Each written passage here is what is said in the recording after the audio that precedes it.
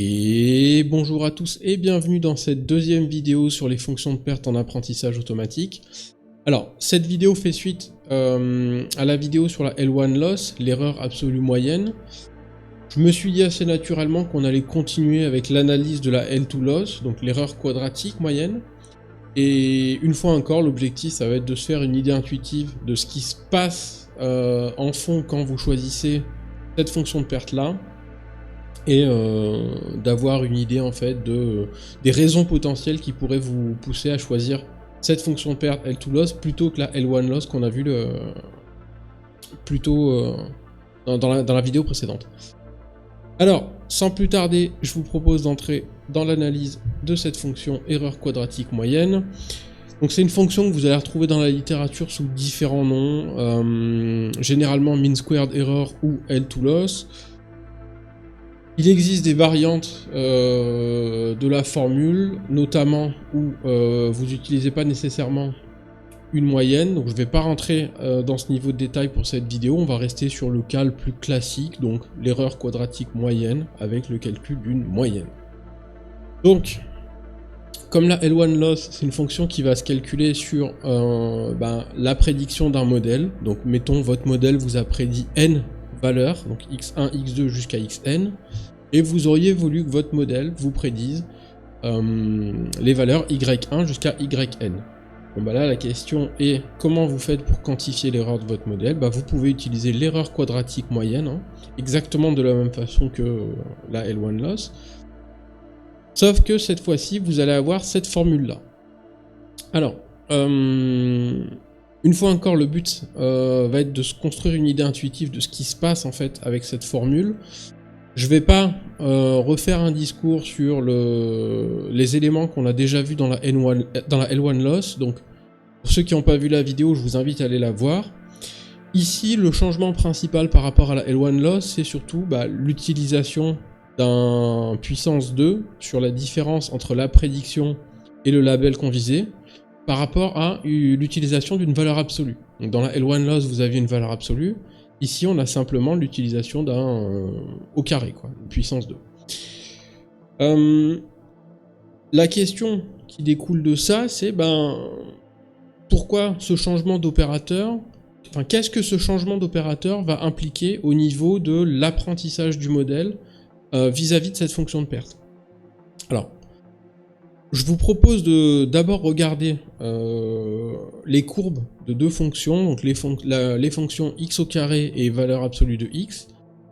Et l'idée, ça va être de comprendre un petit peu ce qui va caractériser le comportement de cette fonction erreur quadratique moyenne. Alors, si vous regardez la fonction x carré, ou la fonction valeur absolue de x, vous voyez que dans les deux cas, on est sur des valeurs positives, vous pouvez mettre n'importe quelle valeur de x, vous avez quelque chose de positif.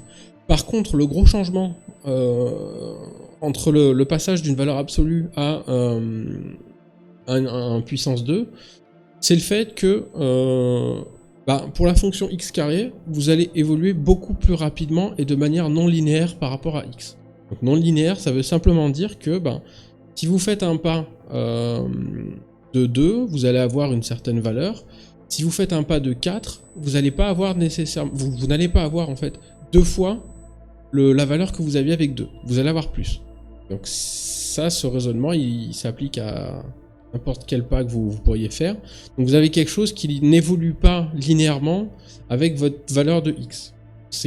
En gros, si vous voulez voir ça de manière plus simple, ce que ça veut dire, c'est que si vous faites grandir x avec un certain coefficient, mettons x2, la valeur que vous allez récupérer, c'est systématiquement quelque chose qui va croître et qui va être de plus en plus grand par rapport à la valeur que vous auriez eue avec le x précédent. Alors je sais pas si c'était très clair, mais je pense que vous avez compris l'idée. En fait, ce qu'il faut simplement retenir, c'est que avec x carré, on va avoir quelque chose qui va évoluer beaucoup plus rapidement, croître beaucoup plus rapidement, et avec valeur absolue de x, on avait quelque chose qui était linéaire, donc tout le temps à la même vitesse. On avait la même vitesse avec valeur absolue de x. Donc ça, c'est bien gentil. Maintenant, qu'est-ce que ça implique du côté de la fonction de perte, et ça change quoi du point de vue du modèle? Alors, Ça va changer plusieurs choses. Donc d'abord, je vous propose de dérouler simplement la formule. Donc là, je ne vais pas rentrer dans les détails de calcul. On va simplement voir un exemple d'application de la formule pour être sûr qu'on a bien compris ce qui se passe. Donc prenons x est égal à 3 moins 5 moins 2 et comme objectif, prenons y est égal à 1, 3 moins 1. On déroule la formule, ça nous donne quelque chose comme ça. Donc on a bien l'utilisation d'un puissance 2 à la place d'une valeur absolue, donc ça nous donne quand même quelque chose de positif quoi qu'il arrive, hein, pour chaque élément xi moins yi. Ici ça nous donne à peu près 25,66, bon, là il n'y a pas grand chose d'autre à dire, c'est simplement le déroulement de la formule. Maintenant ce qui va être intéressant par rapport à la L1 loss, c'est que cette fonction de perte va vous permettre d'accorder plus ou moins d'importance à certaines composantes, c'est-à-dire que à certaines composantes de x. C'est-à-dire que si dans votre prédiction vous savez que vous allez avoir certaines composantes qui vont avoir des valeurs vraiment plus importantes que les autres, et ben c'est une fonction qui va permettre à votre modèle en fait de se mettre à jour de manière plus conséquente par rapport à ces grandes valeurs. Donc je vais vous montrer avec un exemple, ce sera beaucoup plus clair. Donc ici on applique la L2 loss avec un x égal à 1, 2, 50 et on a pour objectif 0, 0, 0. Donc on déroule la formule, ça nous donne 835. Ok, bon, très bien. Il se trouve que si vous prenez un x égal à 17, 17, 19, en termes de distance par rapport à votre objectif, vous avez la même distance que précédemment. Pourquoi? Parce que 1 plus 2 plus 50, ça vous donne 53, donc vous êtes à une distance de 53 de votre objectif qui est 0, 0, 0.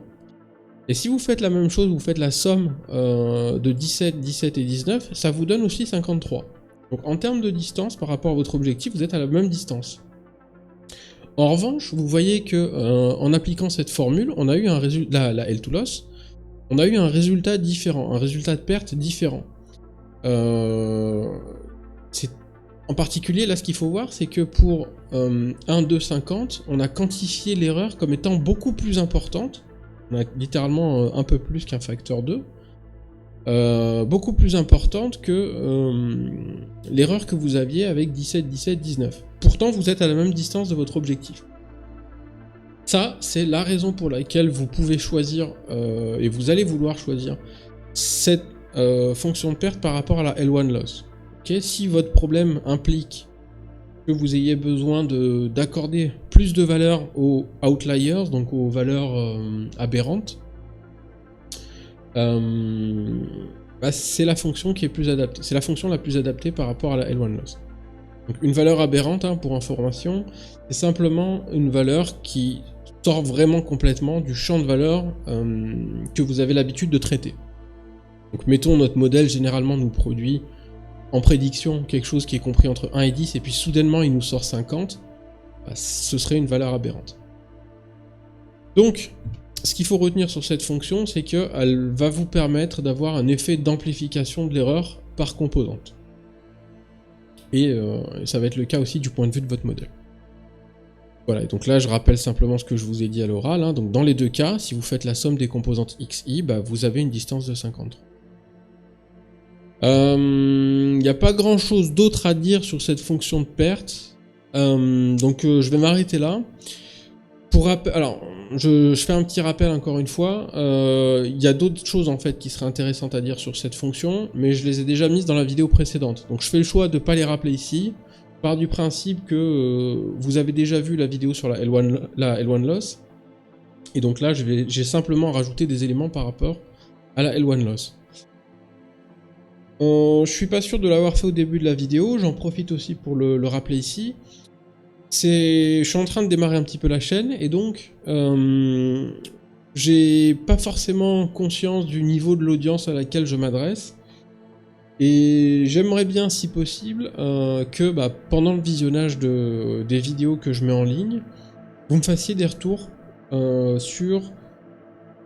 Par exemple, le fait que vous ayez été perdu à un moment sur une notion que j'ai utilisée sans forcément passer de temps à l'expliquer, ou à l'inverse, sur le fait d'avoir passé trop de temps à expliquer des choses qui étaient évidentes. Et l'objectif, ça va être d'améliorer le discours par rapport au niveau de l'audience, pour vous proposer un contenu qui soit toujours de meilleure qualité. C'est à peu près tout ce qu'il y a à dire sur cette erreur quadratique moyenne, donc je vous remercie pour votre attention et je vous dis à bientôt dans la prochaine vidéo.